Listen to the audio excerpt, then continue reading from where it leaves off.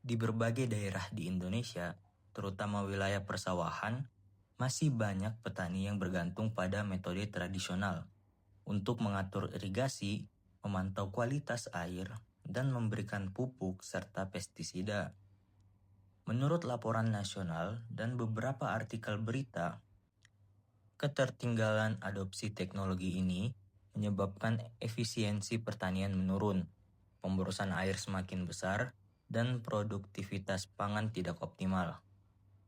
Salah satu faktor yang paling sering terlambat dipantau adalah banyaknya hama, kualitas air, terutama pada nilai pH-nya yang sangat berpengaruh pada pertumbuhan tanaman padi.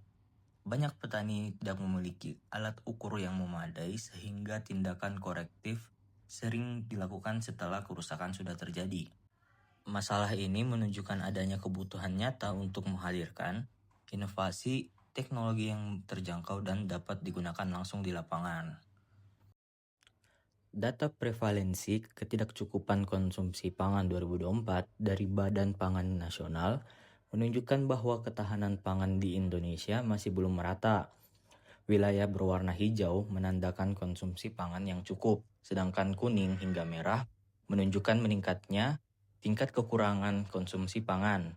Beberapa provinsi di Indonesia Timur bahkan mencatat angka di atas 20%, menandakan kerawanan pangan yang serius. Sementara wilayah barat dan tengah relatif lebih baik, meski beberapa provinsi masih tergolong rentan.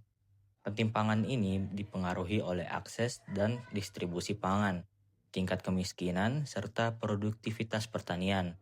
Karena itu diperlukan solusi yang lebih efektif melalui inovasi teknologi, kolaborasi pemerintah, dan penguatan sektor pertanian agar seluruh masyarakat dapat memperoleh akses pangan yang cukup dan berkelanjutan. Inovasi ini selaras dengan SDG 2, Zero Hunger, melalui peningkatan produktivitas pangan. SDG 6, Clean Water and Sanitation, melalui pengelolaan kualitas air. SDG 7, Affordable and Clean Energy, melalui penggunaan energi terbarukan. SDG 9, Industry Innovation and Infrastructure, melalui penerapan teknologi IoT. Serta SDG 11, Sustainable Cities and Communities, melalui penguatan konsep Smart Village. Selain itu, proyek ini mendukung Astacita 4 tentang modernisasi pertanian dan Astacita 6 terkait percepatan transformasi digital. Lalu di sini terdapat workflow dari ESP32 Camp. Ringkasnya, proses dimulai saat ESP32 Camp melakukan booting dan memasuki fase setup, yaitu mengaktifkan kamera, Wi-Fi, Blink, dan server HTTP. Setelah itu, sistem masuk ke loop utama yang menjalankan seluruh fungsi secara terus-menerus. Pada sisi pengguna, Blink mengirimkan URL video stream, sementara server menangani permintaan seperti tampilan streaming dan mengambil snapshot. Di dalam loop, sistem juga mengatur status LED dan mematikan LED otomatis jika sudah melewati batas waktu 3 detik. Setiap 2 detik, ESP32 Camp mengirim satu frame ke server Fast API untuk diproses oleh model YOLO V8. Jika YOLO V8 mendeteksi keberadaan manusia, server akan memberi respon dengan gambar yang telah dianotasi dan mengirim notifikasi Telegram ke pengguna. ESP32 Camp kemudian menyalakan LED selama 3 detik sebagai indikator visual. Keseluruhan proses ini bekerja secara otomatis, terhubung, dan real-time, memungkinkan monitoring, deteksi manusia, dan pemberitahuan langsung melalui integrasi IoT dan AI. Selanjutnya, terdapat workflow dari Smart Farming System ini. Pada sistem ini, ESP32 bertindak sebagai otak utama yang mengontrol seluruh perangkat. Setelah proses booting, ESP32 melakukan setup untuk relay 6 channel, 2 motor servo yang terhubung dengan linear aktuator, 3 pompa solenoid, kincir air, serta membaca daya dari panel surya fotovoltaik mini.